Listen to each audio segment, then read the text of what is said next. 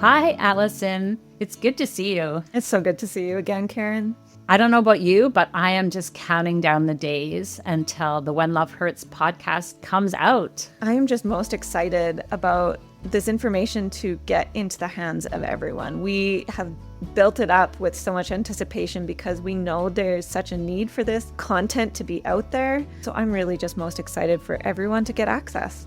Yeah, I know for both you and I, we're supporting women every day. And so every day we're hearing the need for that accurate information, that women are always encountering these powerful but flawed ideas about what it means to be abused, what abusive women is. Yeah, those ideas, or the prevailing ideas, are really narratives about abuse that end up causing more harm.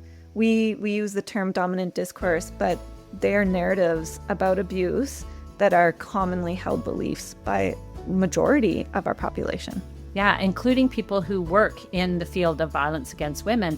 I was reminded this week, just as I was doing some mentoring with professionals who work in this area, that, a number of them were holding this idea that women are not good enough with their boundaries. The problem, or part of the problem, is that women are not holding their boundaries properly or strongly enough or whatever. And it's like, it's disheartening. It's like, you and the professionals are holding these ideas that are actually really harmful to women. Totally. And really, with this boundary topic, boundaries are generally held when we can say no safely. We can speak up for ourselves, and we can actually say, like, no, I hold a boundary. I don't want that. But when it's not safe to do so, such as in the context of abuse, saying no or speaking up for yourself or holding your boundary actually results in greater abuse. So it's not a boundary issue. No, not at all. There's a safety issue. These dominant discourses override the victim's voice and experience.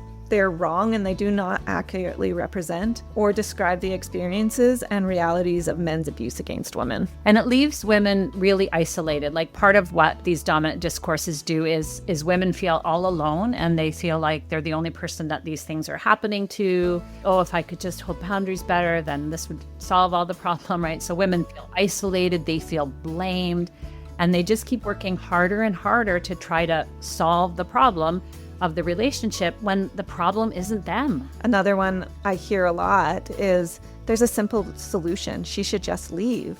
When in reality, it's never simple to leave. We know that when a woman leaves, that is the most dangerous time for her. That is when we see the most homicides happening. But we also know that it's actually really difficult to leave. Women get trapped in these relationships. They also, if they have kids, if they choose to leave, they're actually choosing to not be able to parent their kids 100% of the time. There isn't a solution that is easy. It's not simple. No. And I just touched on like 2 of the reasons why it's not simple. And there is so much more that goes into that. There is nothing simple about leaving from an abusive man. It's so hard.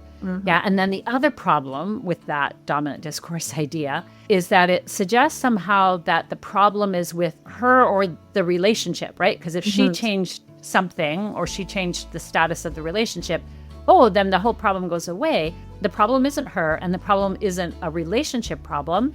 The problem is his abuse. And so her separating actually doesn't do anything to change his abuse. He's going to continue to abuse. It will look different post-separation, as you said, and sometimes it's actually more dangerous, more deadly, but his abuse is going to continue whether she's living with him or not, because it doesn't change him. Yeah, we put it back on her somehow. Yes, as so many of these dominant discourses do, right? Yeah. Is put the blame and the shame and the responsibility on her. And it should not be on her. It should be on the person who's doing the abuse. So as you've heard, this podcast unpacks the realities of men's abuse of women, what it looks like, why it happens, and how we can all be part of the solution.